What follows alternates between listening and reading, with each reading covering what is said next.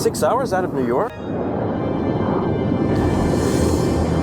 Again. Pan Am 1736, short final for 30. The likes of which have never been seen before at this airport. The tarmac is getting... To taxi down to the end of the ramp area and park behind 3 other airplanes. By this time, the terminal is so full, there's no... I'm worried we're going to get...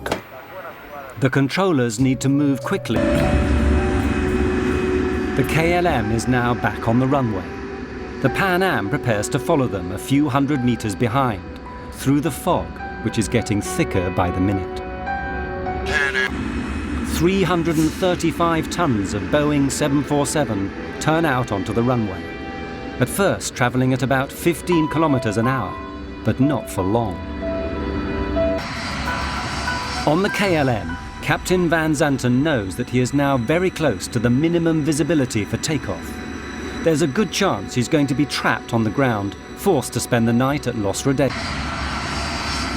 The Pan Am is still traveling along the runway behind them, but Veros is now down to just a few dozen. At the end of the runway, the plane begins its 180-degree turn, unable to see each other in the fog.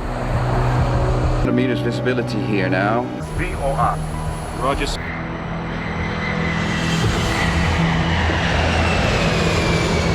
With every second, the KLM is going faster and faster.